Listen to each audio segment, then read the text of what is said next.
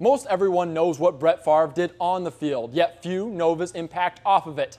His Favre for Hope Foundation has supported numerous charities, including granting over 60 wishes through Make-A-Wish Wisconsin.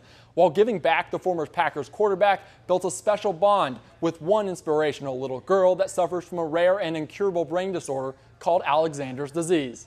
What is friendship? And how does it happen? I'm glad to meet you. I'm glad to meet you.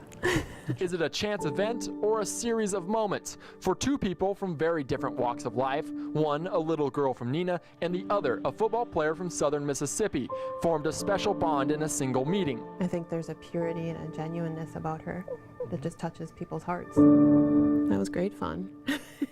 It has been great fun in many ways. In recent years, she's had a little more challenge.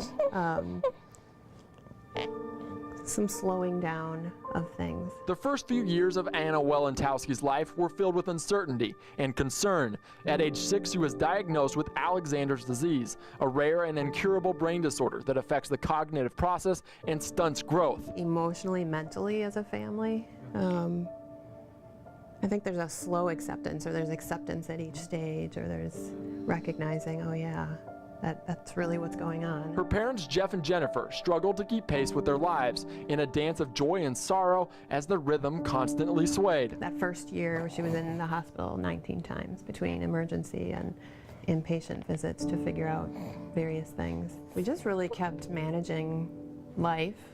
She got some physical therapy, she had early intervention services, and gross motor skills are things that we worked on and tried to have fun with. They coped and tried to stay positive as Anna was granted a wish through Make-A-Wish Wisconsin. Her interests varied, but one thing remained constant. The young girl was captivated by a certain Green Bay quarterback.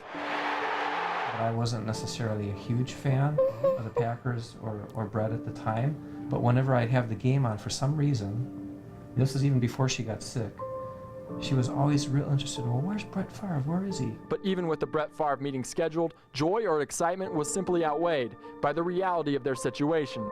A few weeks prior to her wish, a friend asked if there was anything else she could do to help, and I asked if she would check out the funeral homes so that I would know what to do if we didn't come back from the hospital, and have her with us. And that is 11 years ago.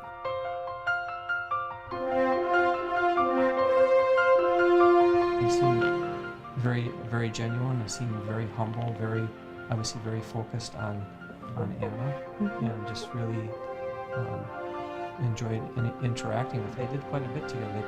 They played catch a little bit. Oh, what it did for us, really, it just it gave us some joy and some light, something exciting to talk about and share with our family and friends. That's really been part of walking through some of the tough stuff, is hanging on to the light. Favre encouraged them, but it was Anna that influenced him to an extent nobody imagined.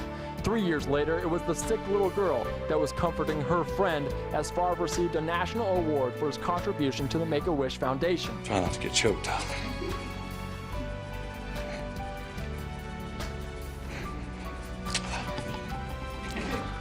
Sorry.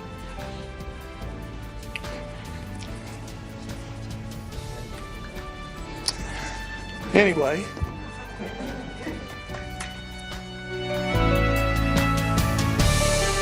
That's the biggest word that I've encountered over the years, how people are inspired by her, and I think seeing us just walk through life, you do it because you love someone. So we just keep going, which is one of the big things we find inspiring about Brett, too. So what is friendship? But a life-changing bond. Who's tougher, you or Brett? You are? Okay. They haven't spoken to Favre in a few years, but hope to connect again. Andy McDonald, NBC 26.